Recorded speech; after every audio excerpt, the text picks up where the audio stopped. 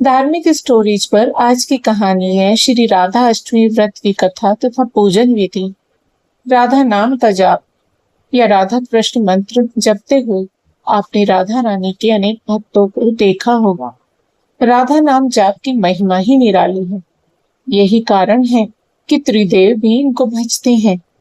भाद्रपद शुक्ल पक्ष की अष्टमी को इन्हीं राधा जी का प्राकट्योत्सव राधा अष्टमी के रूप में मनाया जाता है। राधा अष्टमी के शुभ अवसर पर आइए सुनते हैं राधा रानी की वह कथा जिसके सुनने मात्र से व्यक्ति सुखी, सम्मानित और धनी होने का आशीर्वाद पा जाता है। राधा अष्टमी की कथा कुछ इस प्रकार है। धार्मिक ग्रंथों में वर्णित राधा रानी की कथा के अनुसार एक बार नारद जी भगवान सदाशिव यानी महादेव के पास पहुंचे और उन्हें प्रणाम कर उनसे पूछा, हे महादेव, मैं आपका दास हूँ तथा आपके इस दास की एक जिज्ञासा है।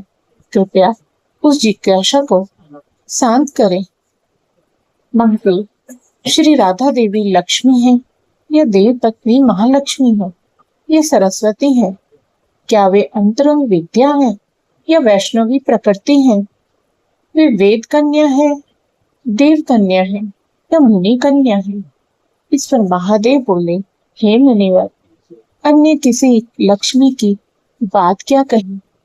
कोटि कोटि महालक्ष्मी भी राधा जी के चरण कमल की शोभा के सामने तुच्छ है। हे नारद जी, मैं तो श्री राधा रानी के रूप, लावण्य, गुण आदि का वर्णन करने में स्वयं को असमर्थ पाता हूँ। तीनों लोकों में कोई भी ऐसा समर्थ नहीं है जो उनके रूप आदि का वर्णन करके पार पा सके। उनकी रूप माधुरी जगत को मोहने वाले श्री कृष्ण को भी मोहित करने वाली है। यदि अनंत मोह से चाहूं तो भी उनका वर्णन करने की मुझ में क्षमता नहीं है। नारद जी बोले, हे प्रभु, राधिका जी के जन्म का महात्म्य सब प्रकार से श्रेष्ठ है। मैं उसको सुनना चाहता हूँ। हे महादेव, सब व्रतों में श्रेष्ठ श्री राधा अष्टमी व्रत के विषय में आप मुझे बताएं। इस पर भगवान शिव ने बताया कि वृषभानुपुरी के राजा वृषभानु महान उदार थे। वे महान कुल में उत्पन्न हुए और सब शास्त्रों के ज्ञाता थे। अणिमा, महिमा आदि 8 प्रकार की सिद्धियों से युक्त श्रीमान, धनी और उदार चेता थे। वो संयमी, कुलीन, सदा विचार वाले भगवान श्री कृष्ण के आराधक थे। उनकी भार्या श्रीमती श्री कीर्ति थी। ये भी महालक्ष्मी के समान भव्य रूप वाले और परम सुंदरी थी।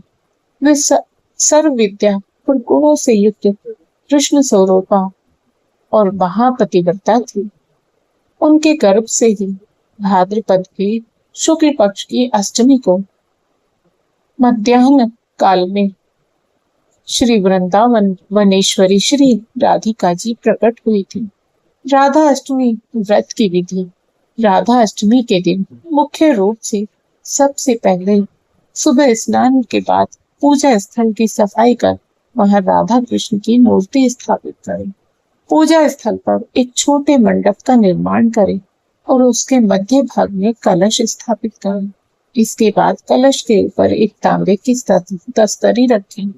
अब इस पात्र के ऊपर सबसे पहले राधा रानी की मूर्ति स्थापित करें। यदि संभव हो तो राधा जी की सोने या चांदी से सुसज्जित मूर्ति ही स्थापित करें। इस प्रकार से आप भी आज के दिन राधा अष्टमी का व्रत रखकर शुभ फल प्राप्त कर सकते हैं। आपका आज का दिन मंगलमय हो, आप स्वस्थ रहें, सुखी रहें। इस कामना के साथ आपको आज के व्रत की पूजा विधि बताते हैं। कैसे करें राधा अष्टमी के दिन राधा रानी की पूजा।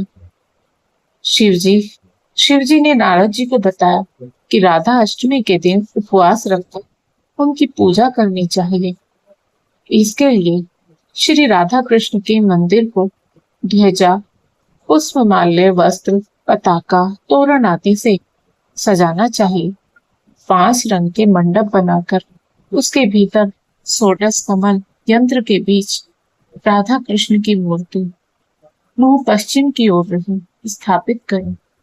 इसके बाद राधा जी की स्तुति और ध्यान करें और उन्हें सुगंध पुष्प, फूल, धूप आदि अर्पित करें। पूजा के बाद प्रसाद ग्रहण करें और रात में जागरण करते हुए राधा कृष्ण का कीर्तन करें। राधा अष्टमी व्रत कथा का महत्व। शिव जी ने नारद जी को बताया कि जो मनुष्य भक्ति से राधा अष्टमी का अनुष्ठान करता है वह श्री राधा कृष्ण के सानिध्य में श्री वृंदावन में स्थान पाता है और ब्रजवासी बनता है। श्री राधा जन्म महोत्सव का कीर्तन करने से मनुष्य भव बंधन से मुक्त हो जाता है। जो व्यक्ति राधा नाम और राधा जन्माष्टमी व्रत की महिमा गाता है उसे सभी तीर्थों का फल और विद्या मिलती। शिव जी ने कहा कि जो व्यक्ति श्री राधिका जी को भजता है, उन्हें याद रखता है, उसे मैं भजता हूँ और उसे मेरी कृपा प्राप्ति होती है। राधा नाम स्मरण निष्फल नहीं होता। श्री राधा जी सर्व तीर्थमयी और ऐश्वर्यमयी है। श्री राधा भक्त के घर से कभी लक्ष्मी विमुख नहीं होती। जो राधा का ध्यान करते हैं उसके घर श्री राधा जी के साथ श्री कृष्ण भी वास करते हैं।